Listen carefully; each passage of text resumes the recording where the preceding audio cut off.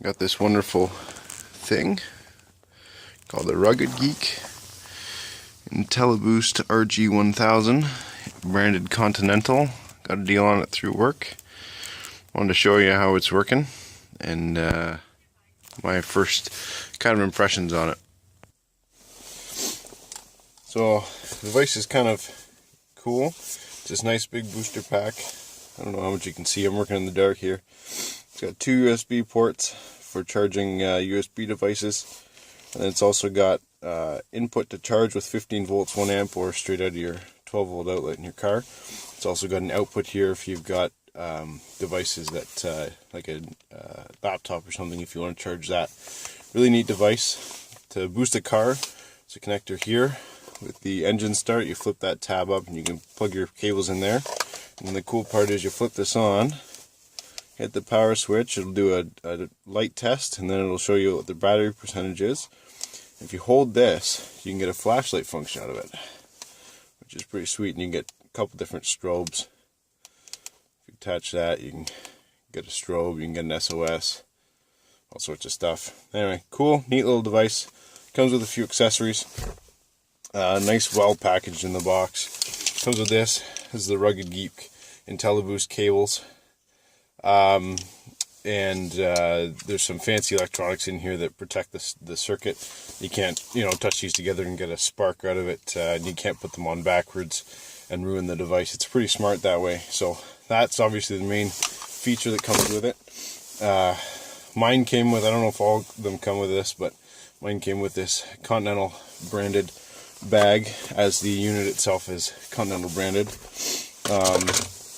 It comes with your 12 volt plug, which will work to charge it, as well as the 15 volt wall wart.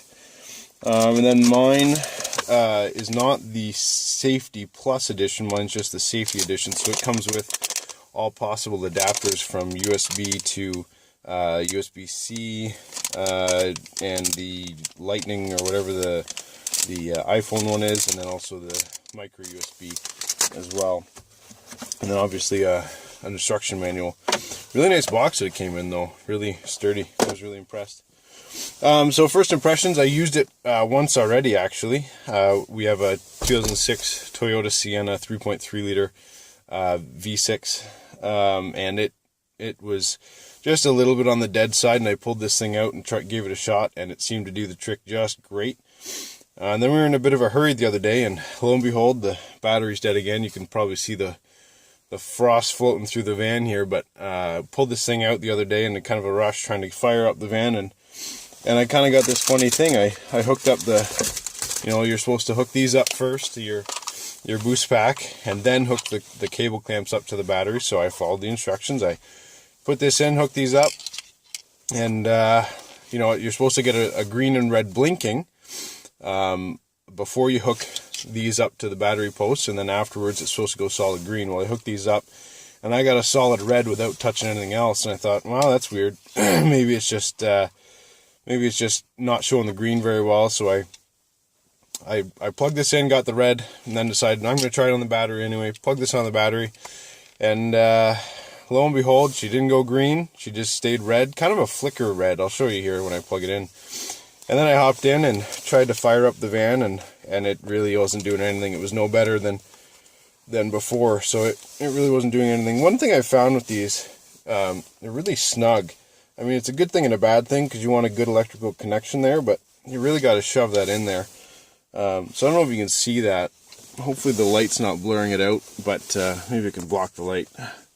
So there's that red's just blinking, and it's not really doing what it's supposed to do.